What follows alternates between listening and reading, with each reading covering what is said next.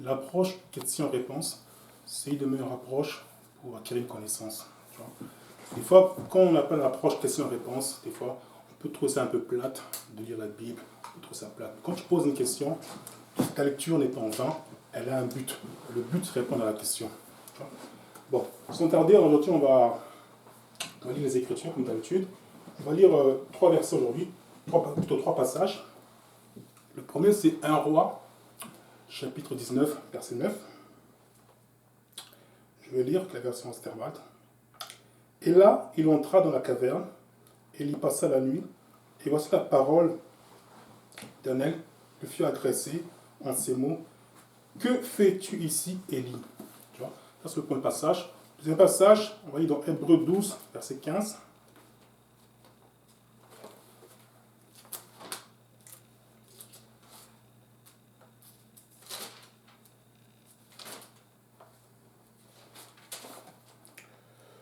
Hébreux 12, 15. Veillant à ce que personne ne se prive de la grâce de Dieu, à ce qu'aucune racine d'amertume poussant dehors ne vous trouble et que plusieurs n'en soient infectés. Le dernier passage, c'est Matthieu 26, 39 à 41. Étant allé un peu plus avant, il se jeta sur le visage contre terre, priant et disant, mon Père, s'il est possible que cette coupe passe loin de moi, toutefois, non pas comme je veux, mais comme tu veux.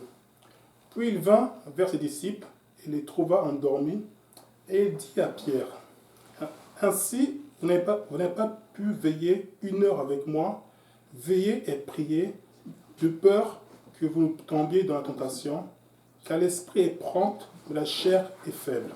Tu vois.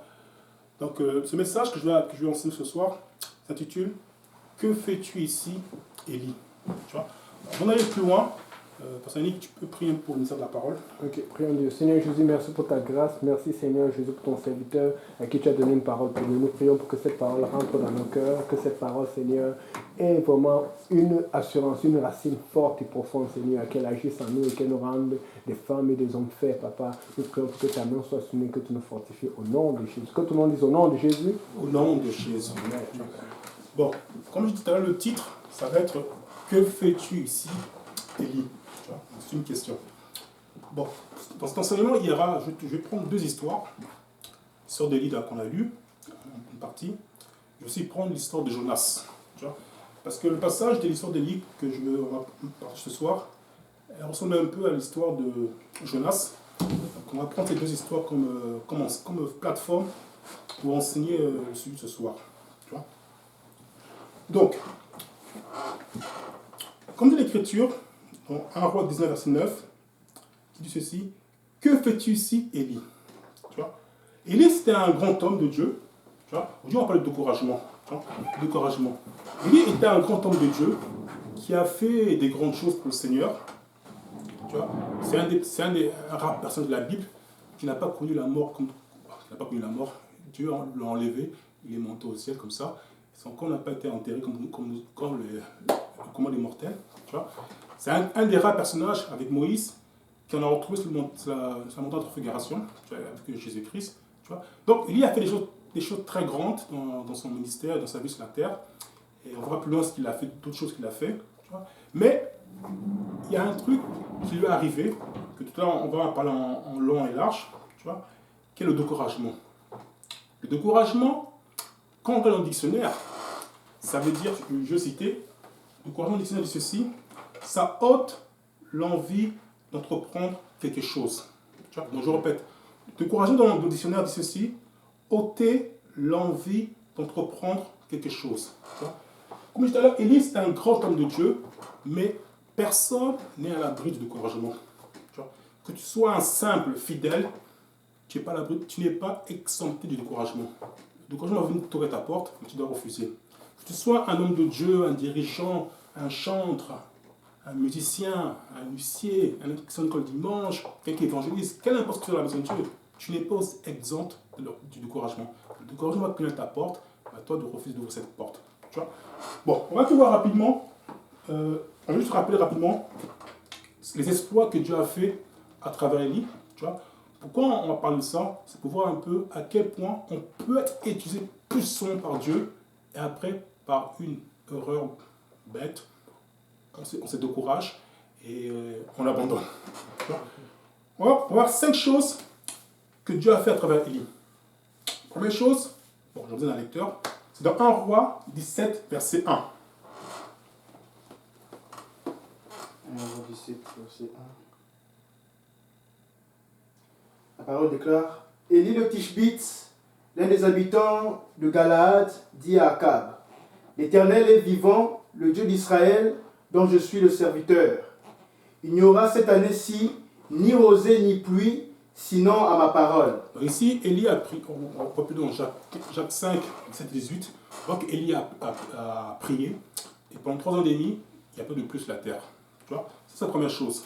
La deuxième chose qu'Élie a fait, ce qu'on appelle je dirais, le miracle de la farine et de l'huile, c'est dans 1 Roi 17, 13 à 16. 1 Roi 17, le verset 13 À 16. jusqu'au verset 16. Oui. La parole déclare: Après ces choses, le fils de la femme maîtresse de la maison devint malade, Hein? et ça... 1 Roi 17, 13 à 16. Hein. 13 à 16. Ouais, chapitre 17, 13 à 16, à partir du verset 13. Oui. Élie lui dit: Ne crains point, rentre, fais comme tu as dit. Seulement, prépare-moi d'abord avec cela un petit gâteau et tu me l'apporteras. Tu en feras ensuite pour toi, pour ton fils, et pour ton fils. Car ainsi parle l'Éternel, le Dieu d'Israël: la farine qui est dans le pot ne manquera point, et l'huile qui est dans la cruche ne diminuera point, jusqu'au jour où l'Éternel fera tomber de la pluie sur la face du sol. Elle alla, et elle fit selon la parole d'Élie. Et pendant longtemps, elle eut de quoi manger, elle et sa famille, aussi bien qu'Élie. La farine qui était dans le pot ne manqua point, et l'huile qui était dans la cruche ne diminua point, selon la parole que l'Éternel avait prononcée par Élie. Après ces choses, le fils... Ouais, tu peux t'arrêter sur le verset 17. On voit ici que Dieu, à travers Élie, a fait un miracle, que j'appelle le miracle de la farine et de l'huile.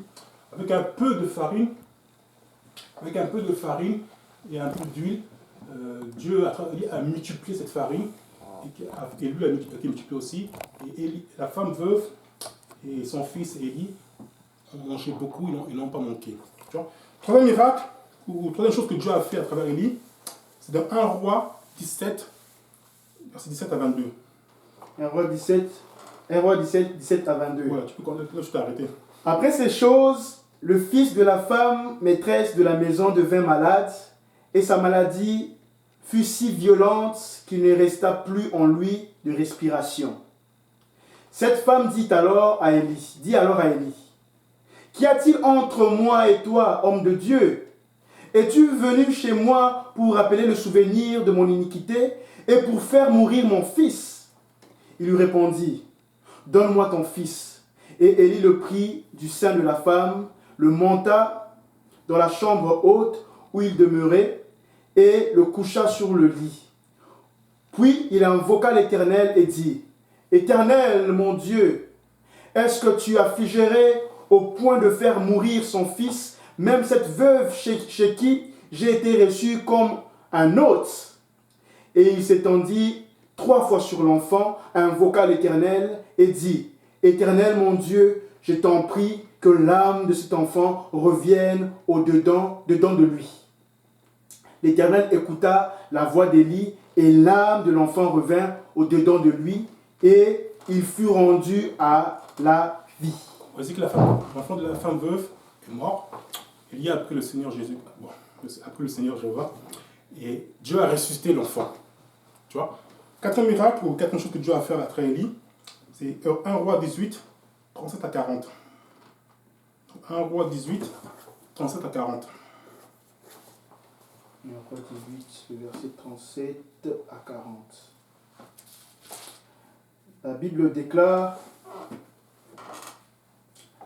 Repends-moi, Éternel, repends-moi, afin que ce peuple reconnaisse que c'est toi, Éternel, qui es Dieu, et que c'est toi qui ramènes leur cœur. Le feu de l'Éternel tomba, et il consuma l'holocauste, le bois, les pierres et la terre, et il absorba l'eau qui était dans le fossé. Quand tout le peuple vit cela, ils tombèrent sur leur visage et dirent, c'est l'Éternel qui est Dieu, c'est l'Éternel qui est Dieu. Saisissez-le, saisissez les prophètes de Baal, leur dit Élie, qu'aucun d'eux n'échappe. Et ils les saisirent. Élie les fit descendre au torrent de Kisson, où il les égorgea. Donc on voit ici que le Dieu d'Israël, Jéhovah, il répond à la prière de son prophète Élie, et le feu descend sur l'autel, et il y a ça. Et ensuite, les 450 prophètes de Baal ont été tués. Dernière chose que Dieu a fait à travers Élie, avant que Élie se décourage, c'est dans 1 Roi 18, versets 41 et 45. La parole déclare, et Élie dit à Akab, monte, mange et bois, car il s'est fait un bruit qui annonce la pluie. 45. 45. Verset 45. En peu d'instants, le ciel s'obscurcit par le nuage, le vent s'établit et il y eut une forte pluie. Donc on voit ici que Élie a prié à nouveau et la pluie est revenue. Tu vois? Donc on voit ici que Dieu, à travers Élie, a fait 5 grands exploits ou 5 grands miracles que normalement, en tant qu'être humain, quand on voit que Dieu t'utilise spécialement comme ça, tu ne dois plus avoir peur de rien du tout. Tu vois? Que tu avais Dieu, El Shaddai, le Tout-Puissant, à l'action, il a fait des choses que personne n'a jamais fait, tu devrais être rempli d'assurance. Mais malheureusement ça, il y a eu un épisode dans la vie d'Élie à cause d'une femme, Jabel, qui lui a menacé par les paroles, et Élie a commencé à fuir. Tu vois? On passe dans 1 Roi chapitre 19, à partir du verset 1. 1 Roi 19, verset 1. Akab rapporta à Jézabel tout ce qu'avait fait Élie, et comment il avait tué par l'épée tous les prophètes.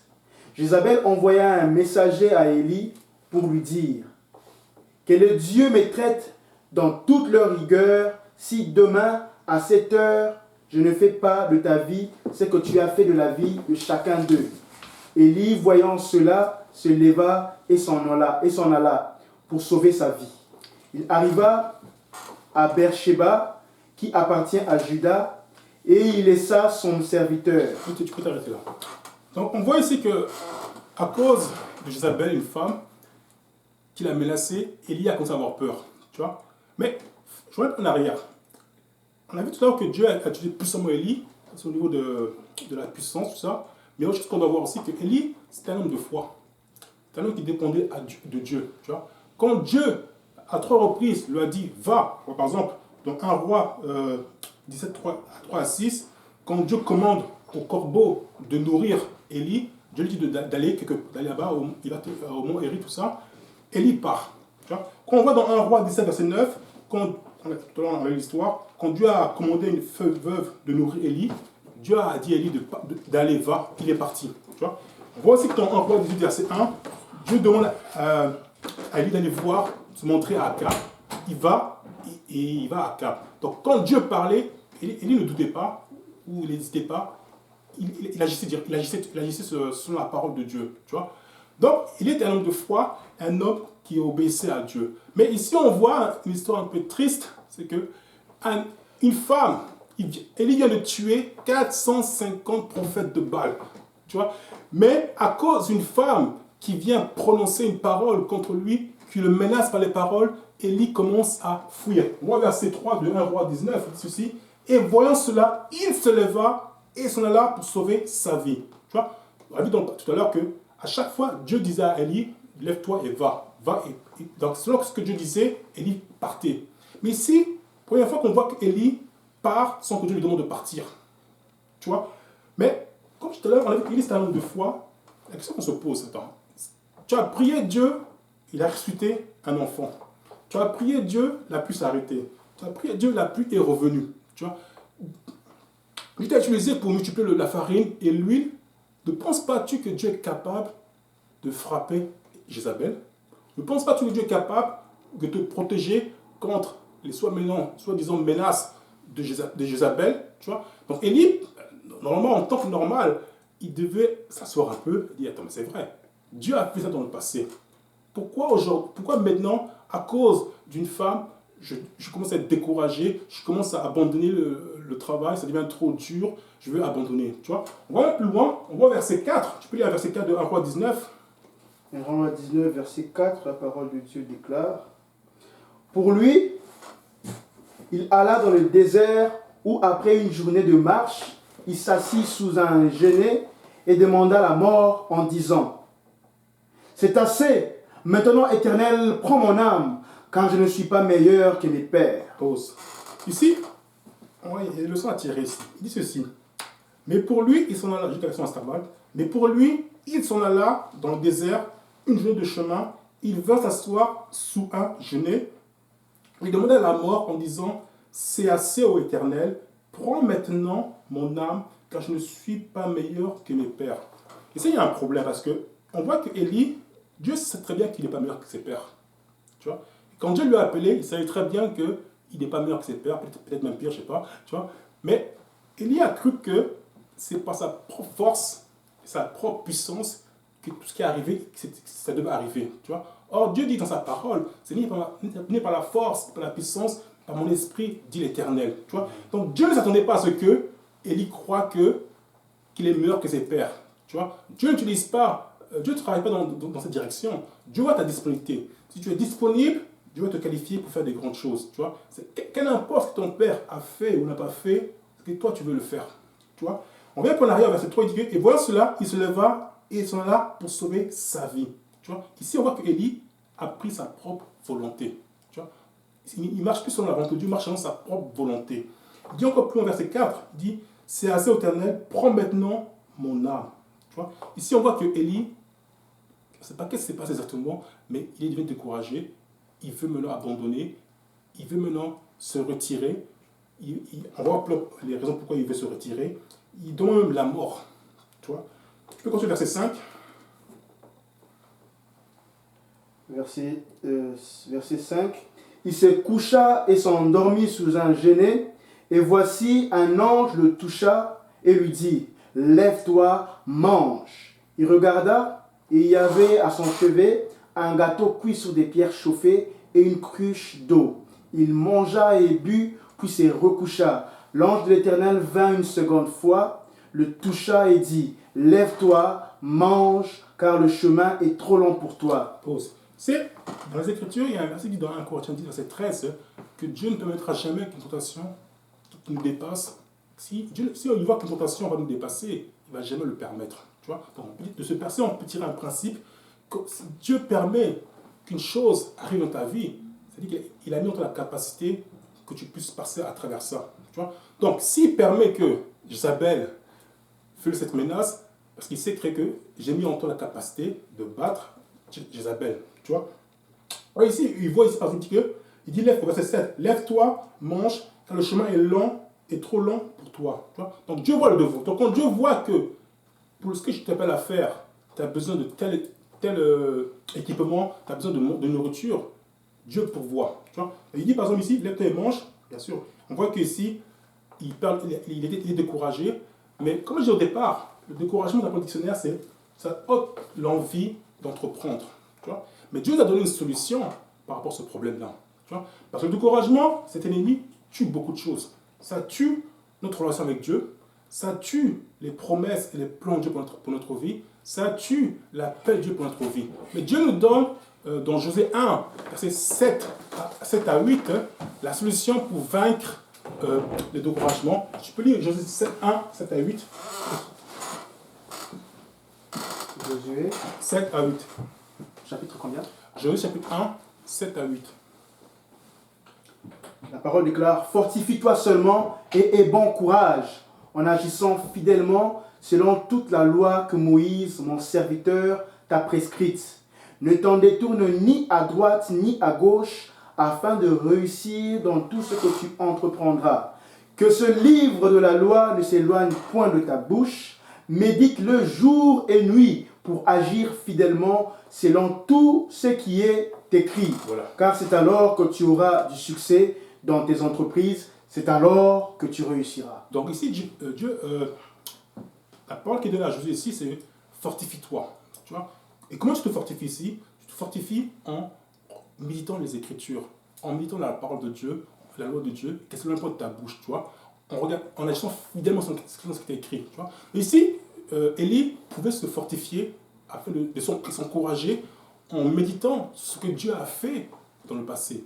Les 5 miracles, les 5 choses que Dieu a fait à travers Élie, il devait s'asseoir et méditer sur ça, que Dieu est capable, il a fait ceci, donc il peut encore le faire, tu peux encore le faire, tu vois. Donc, mais ici, on voit aussi que il y a une leçon qu'on va tirer ici, tu vois. Des fois, nous prions pour que Dieu guérisse les gens du cancer, et Dieu les guérit. Nous prions pour que Dieu guérisse les gens du Covid-19, et Dieu en guérit, tu vois. Pardon, une parenthèse. Il y a une requête de prière que le frère Boaz nous avait fait part, où il y avait un de ses amis qui était venu, un de ses collègues de travail qui était venu, et malheureusement il était atteint de Covid-19. Et on a prié par rapport à ça. Et quelques jours après, il a été guéri de Covid-19. Tu vois? Donc nous, on prie pour que Dieu guérisse les gens d'une certaine maladie, mais quand il s'agit de prier, de croire que Dieu est capable de sauver nos familles qui n'ont pas compris l'évangile, on commence un peu à douter, on commence à se décourager, on dit mais est-ce qu'il y a un jour ils vont se reporter dans le péché? Est-ce qu'il y a un jour ils vont se baptiser dans Jésus-Christ? Est-ce qu'il y a un jour ils vont recevoir le Saint-Esprit? Tu vois? Donc des fois pour les choses que, je veux dire, normales, on va dire, physiques, comme par exemple une maladie qui est là, on croit que Dieu est capable. Pour les choses spirituelles, comme le salut d'une âme, on commence un peu à douter, à être découragé. Tu vois? Tu peux revenir, continuer au verset 9, de 1 Roi 19. Le verset 8. Il se leva, mangea et but, et avec la force que lui donna cette nourriture, il marcha 40 jours et 40 nuits jusqu'à la montagne de Dieu à Horeb. Et là, il entra dans la caverne et y passa la nuit. Et voici, la parole de l'Éternel lui fut adressée en ce mot. Que fais-tu ici, Élie? Il répondit, j'ai déployé mon zèle pour l'Éternel, le Dieu des armées. Car les enfants d'Israël ont abandonné ton alliance, ils ont renversé tes autels et ils ont tué par l'épée tes prophètes. Je suis resté, moi seul, et ils cherchent à m'ôter la vie. L'Éternel dit, sors et tiens. Donc il dit au verset 9, que fais-tu ici, Élie? Tu vois? Cette question que Dieu pose à Élie, en fait, elle avait pour but un peu de montrer un peu Élie quel était l'état de son cœur, montrer un peu Élie les raisons de son égarement. Tu vois? Que fais-tu ici? Tu vois? Est-ce que peut-être avons-nous Élie, bien, je parle pour Élie, on peut parler à tous aujourd'hui en 2020, peut-être avons-nous cédé au monde. Donc que fais-tu parmi les gens du monde? Peut-être avons-nous goûté aux joies du monde? Que fais-tu parmi les joies? Que fais-tu parmi au milieu des joies de ce monde? Tu vois? Peut-être avons-nous pris part à des querelles. Que fais-tu ici parmi ces querelles? Tu vois? La Bible dit dans 2 Corinthiens 6, 14-17, que je vais lire, ne vous mettez pas avec les infidèles soit un joug étranger, car quel rapport y a-t-il entre la justice et l'iniquité? Ou qu'y a-t-il de commun entre la lumière et les ténèbres? Quel accord y a-t-il entre Christ et Bélial? Ou quelle part a le fidèle avec l'infidèle? Quel rapport y a-t-il entre le temple de Dieu et les idoles? Car nous sommes le temple de Dieu vivant, comme Dieu l'a dit, j'habiterai et je marcherai au milieu d'eux, je serai leur Dieu, et ils seront mon peuple. Verset 17. C'est pourquoi sortez du milieu d'eux et séparez-vous du Seigneur. Ne touchez pas à ce qui est impur et je vous accueillerai. On répète la question, que fais-tu ici, Élie? Bon, si c'est Élie, chacun peut mettre son prénom à l'intérieur. Tu vois? Que fais-tu parmi les gens qui marchent dans l'iniquité? Que fais-tu parmi les gens qui sont parmi les ténèbres? Que fais-tu avec Bélial? Que fais-tu ici parmi les infidèles? Que fais-tu ici parmi les idoles? Tu vois? Que fais-tu ici? Sors de ce milieu-là. Ce n'est pas ta place. Tu vois? Reviens à la place que Dieu t'a appelé d'être. Tu vois? Pour venir ici, on voit que, comme je disais tout à l'heure, que l'histoire de Jonas et l'histoire de Élie sont en parallèle. Tu vois? Avant de parler un peu de ce parallèle, on peut voir un peu les sources du découragement d'Élie. Tu vois? On voit qu'il y a 5 raisons que Élie a abordées ici. Là. Première raison, il dit, les enfants d'Israël ont abandonné ton alliance. Mais Élie a oublié une chose, que dans 1 roi 1839, c'est lui qui a pris le Seigneur, il a pris Jéhovah pour que le feu tombe. Et quand le feu est tombé, les enfants d'Israël ont vu que, ah, Élie là, Dieu est avec toi. Et ils ont dit, c'est l'Éternel, c'est lui qui est Dieu. Tu vois? Élie a oublié ça. Tu vois? Et donc, ici, on tire une leçon. Ne laisse pas la désobéissance des autres t'empêcher d'être héritier de la grâce de Dieu. Tu vois? Ne sois pas privé de la grâce de Dieu à cause de la désobéissance de certaines personnes. Tu vois? Deuxième chose, il dit, ils ont démoli tes autels. Attends, Élie a oublié ceci. Il a oublié qu'il y a un autel de Jéhovah qui a été démoli et que lui-même il a réparé et que Dieu s'est glorifié. Tu vois? Comme on demande dans 1 roi 18, au verset 30, que je vais lire, tu vois, il dit ceci. Alors Élie dit à tout le peuple, approchez-vous de moi, et tout le peuple s'approchait de lui, et il répara l'autel de l'Éternel qui était démoli. Tu vois? Il y avait un autel qui était démoli, et Élie l'a rebâti. Tu vois? Ici, on tire une leçon.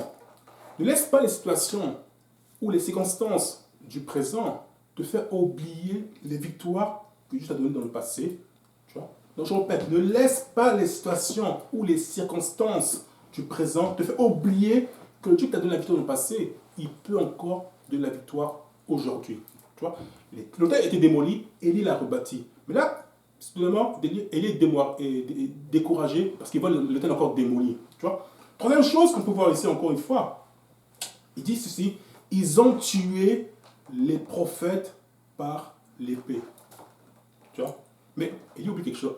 Élie a encore oublié quelque chose. Il oublie que lui, il a tué 450 prophètes de Baal.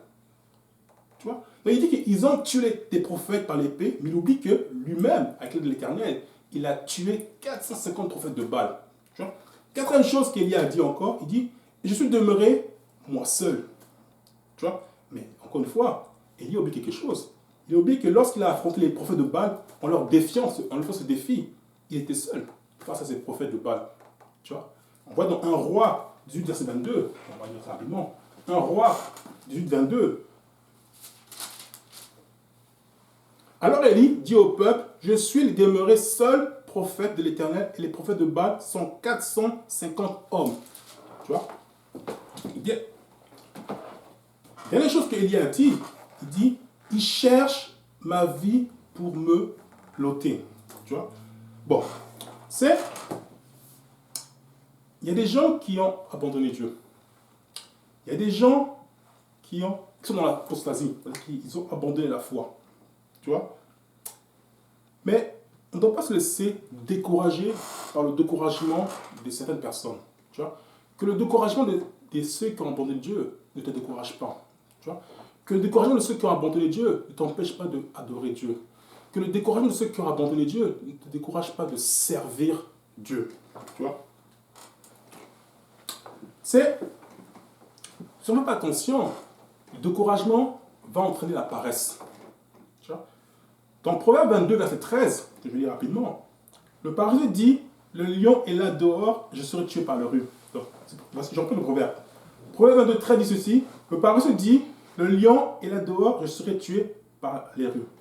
Que veut dire ce proverbe? Ça veut dire que tu trouves une excuse ou une raison pour ne pas sortir dehors. Tu dis que parce qu'il y a un lion qui est dehors, donc je ne sors pas. Pour venir à Élie, ce découragement entraîne une paresse spirituelle en lui. Tu vois? Il a trouvé 5 raisons ou 5 excuses pour abandonner, pour ne pas continuer ce qu'il a commencé, bien pour faire ce que Dieu voulait qu'il fasse. Tu vois? Donc on doit faire pareil aujourd'hui. On doit faire attention à ne pas se laisser décourager. Parce que le découragement va entraîner la paresse. Tu vois? Maintenant, mais Dieu répond à la question d'Élie. Tu vois? Dans Romains 11, verset 4, je peux dire, Romains 11, verset 4. Romains 11, 4. Ouais, 4 et 5. Romains 11, verset 4 et 5, la parole déclare. Mais quelle réponse Dieu lui fit-il? Je me suis réservé 7000 hommes qui n'ont point fléchi le genou devant Baal. De même aussi, dans le temps présent, il y a un reste, selon l'élection de la grâce. On voit aussi que plus loin, dans 1 Roi 19, au verset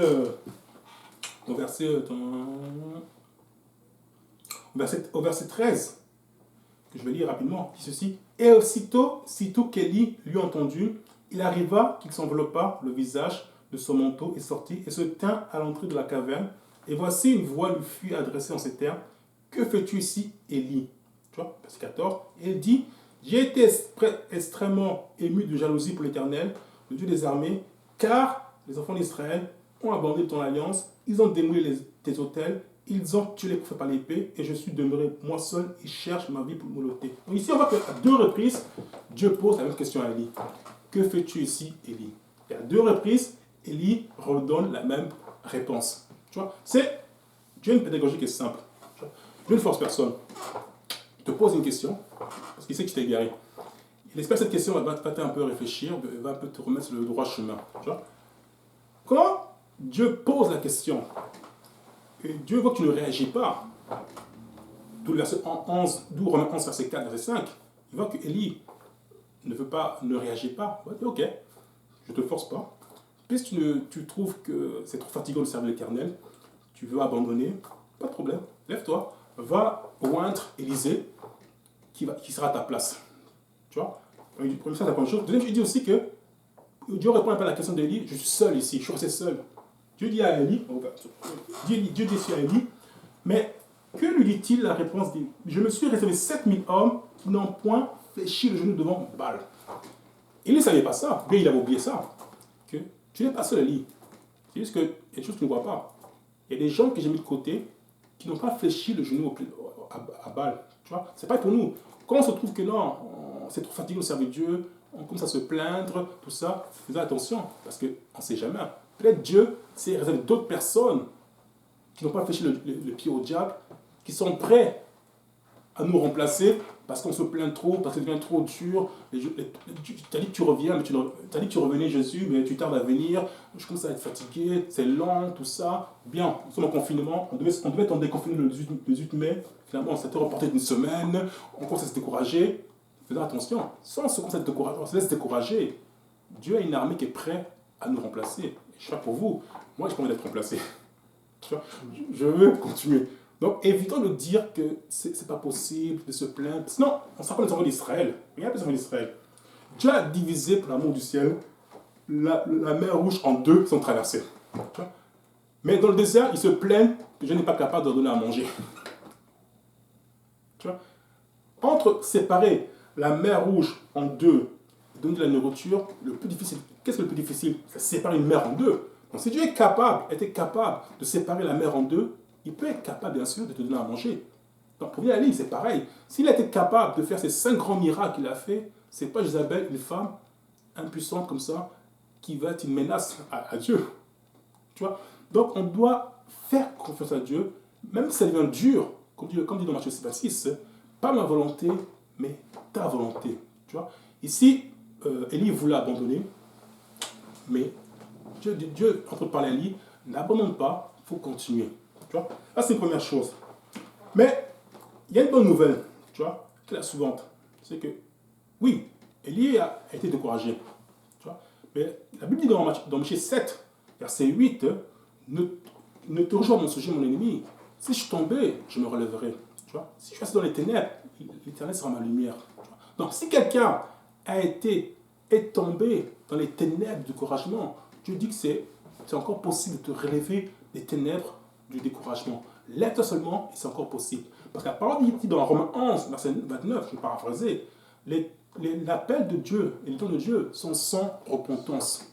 Tu vois? Si tu te repens, tu te relèves, tu reprends le dessus, l'appel est toujours là, le don est toujours là, il n'a pas bougé, il t'attend seulement, c'est toi qui dois bouger. Tu vois? Maintenant, si tu ne veux pas te relever, ben, l'appel sera là, le don sera là, il ne va rien faire, mais quelqu'un d'autre va avancer. Tu vois? Donc ça, c'était la première chose, la première partie de l'histoire, c'est l'histoire de Élie. Tu vois? Maintenant, Jonas, c'est toujours le même principe. Jonas chapitre 1. Jonas chapitre 1. Jonas chapitre 1.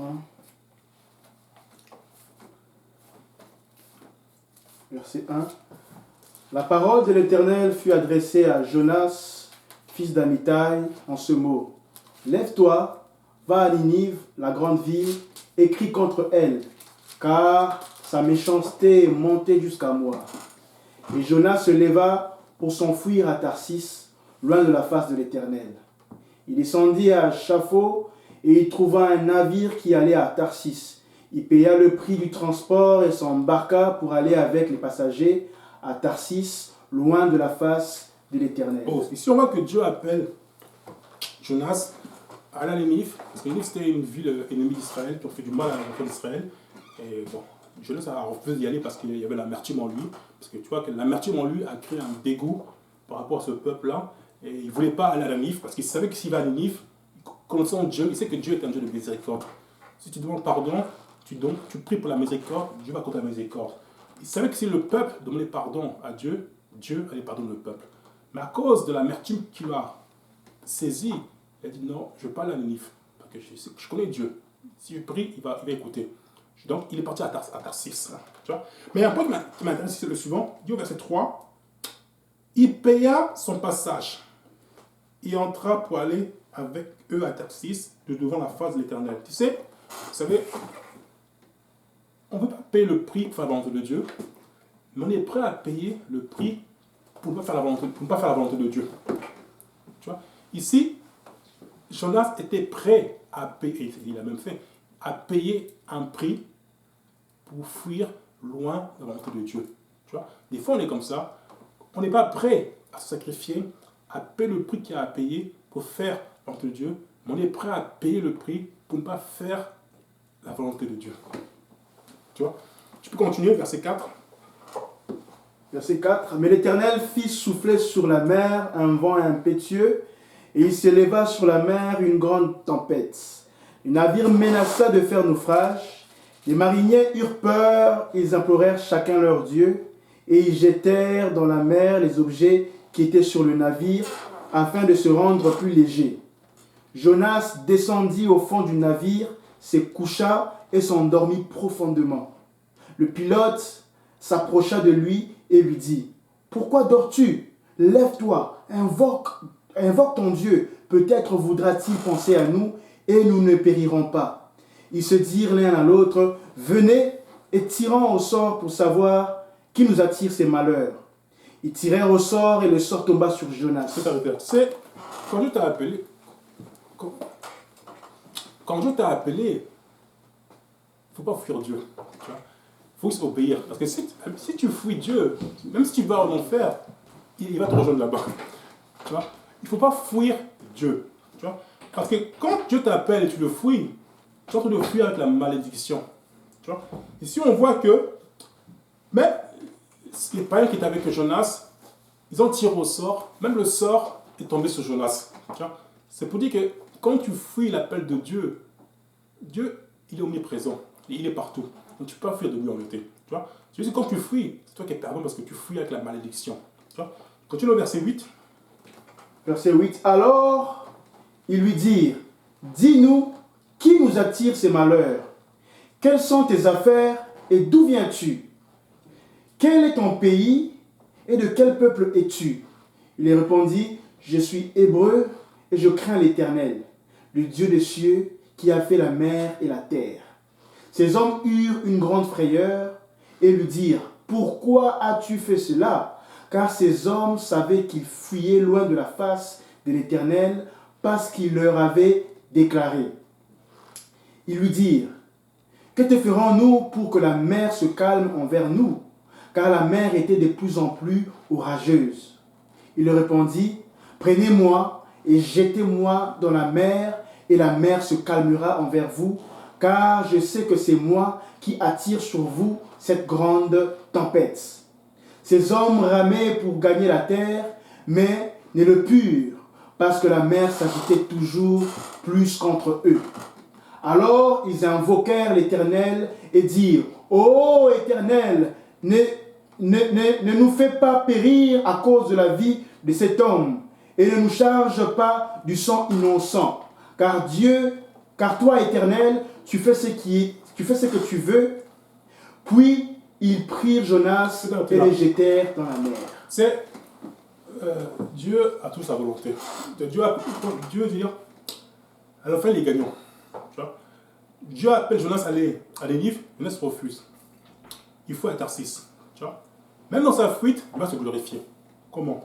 Première chose, les païens qui étaient avec Jonas reconnaissent qu'il y a un seul Dieu. Tu vois? Ces païens, comme ça, ils voient que le Dieu de Jonas, c'est le seul vrai Dieu. Tu vois? Première chose. Et deuxième chose, là où Dieu se glorifie encore, c'est que ces païens, qui ont pour habitude de prier des faux dieux, qui n'adoraient pas le seul vrai Dieu Jéhovah, se mettent à prier le seul vrai Dieu. Tu vois? Donc même quand tu fuis Dieu, Dieu se glorifie.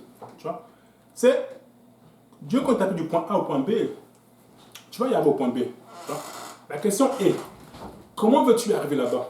Est-ce que tu veux arriver là-bas avec tes deux pieds, tes deux mains, tes deux yeux, ta tête sur tes épaules, ou tu veux arriver là-bas handicapé? Tu vois? Dans les deux cas, Dieu va être glorifié. Tu vois? C'est juste que toi, tu veux arriver au point que Dieu a voulu que tu arrives avec des douleurs.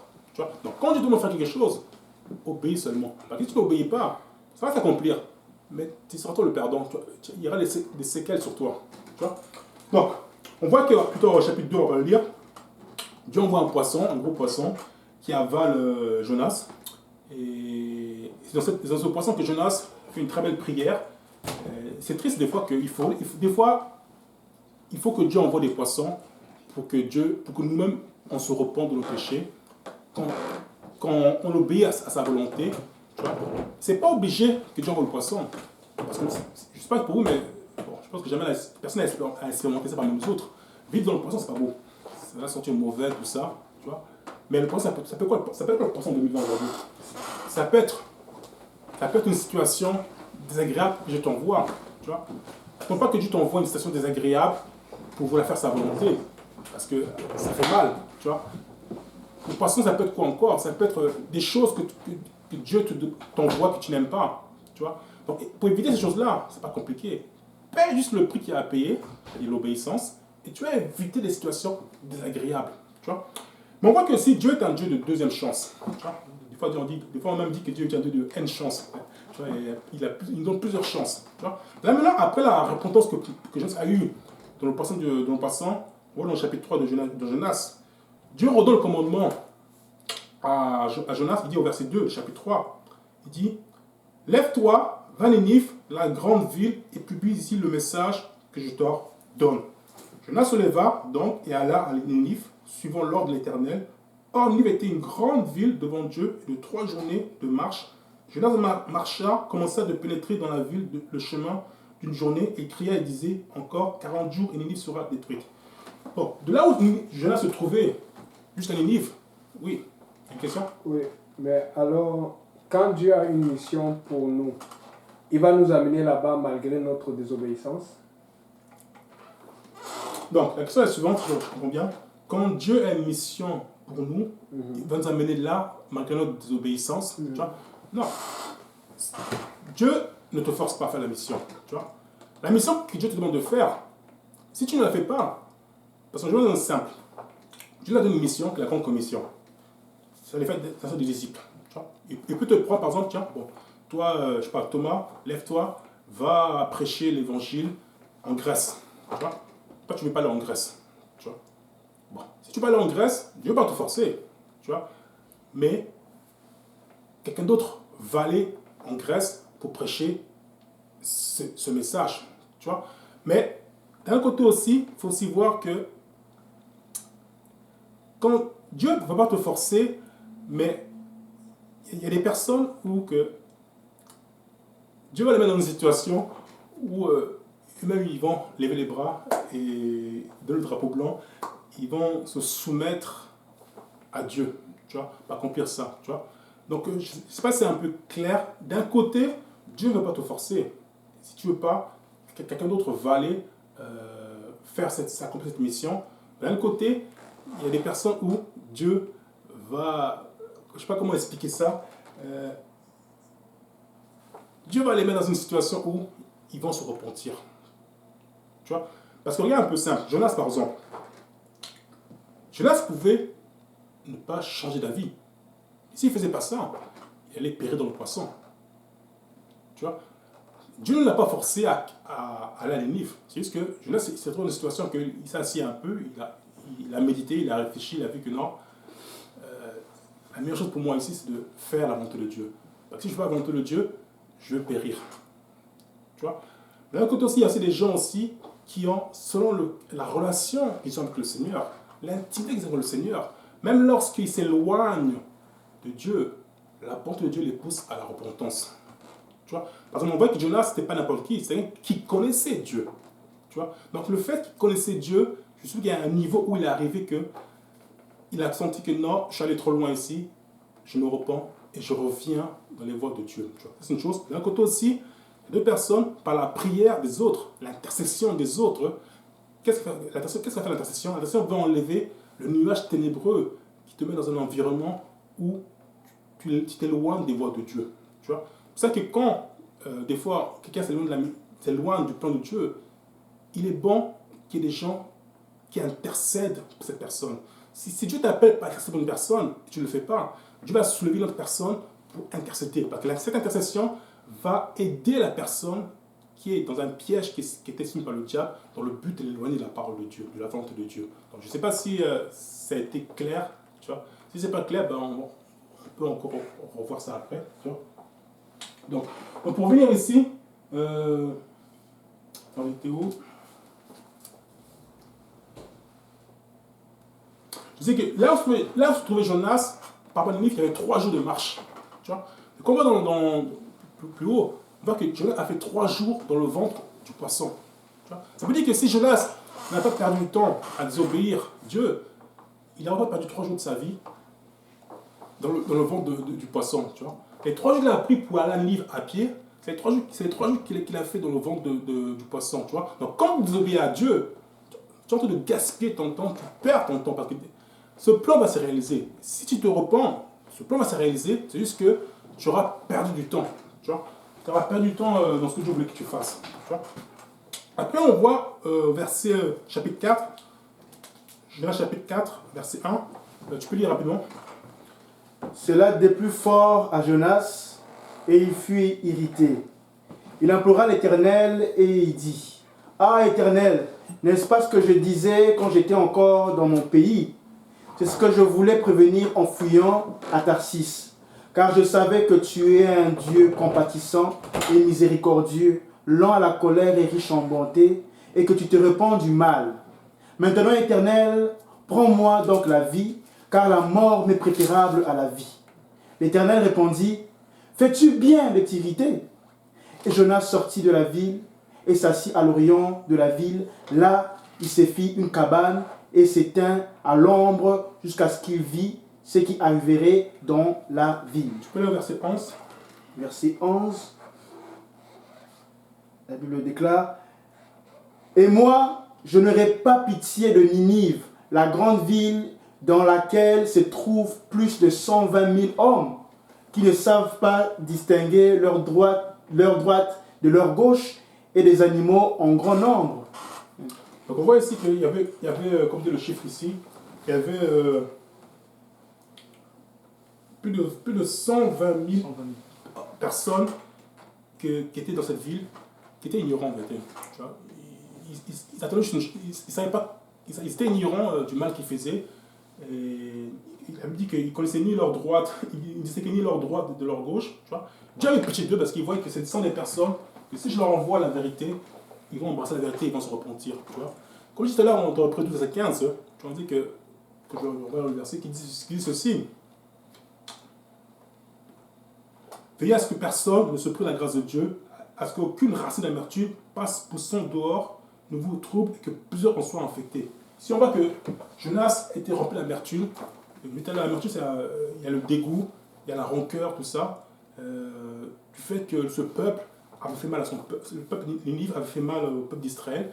À cause de ce dégoût-là, il ne voulait pas aller à Ninive prêcher la repentance, tu vois, et il ne voulait pas prêcher la repentance.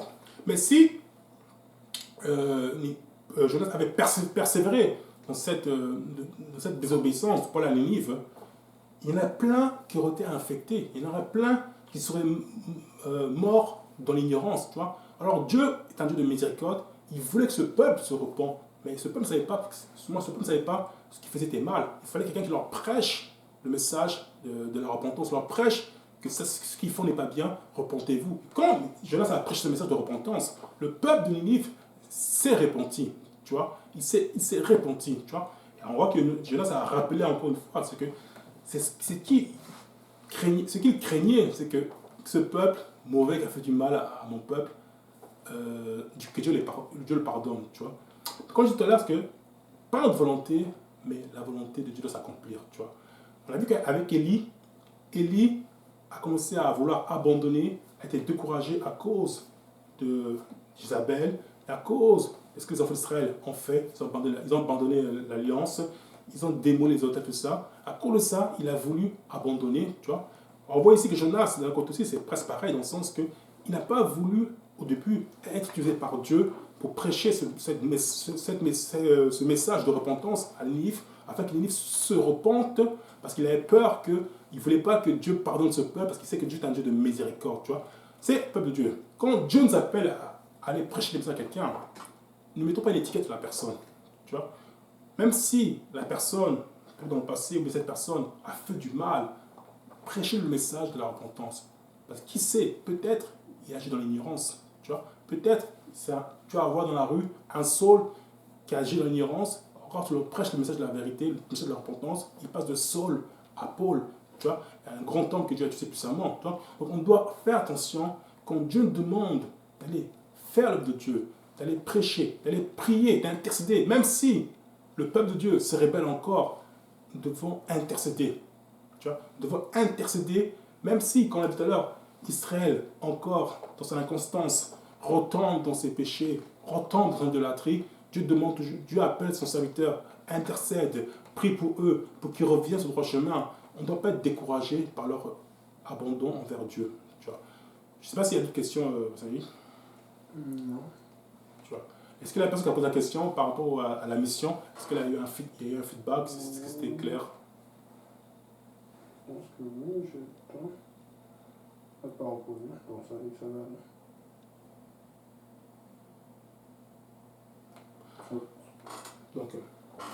Donc moi, le message est fini ici.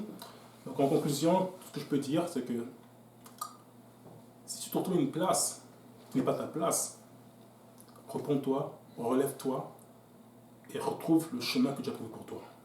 Que le Seigneur vous bénisse. Amen. Alléluia.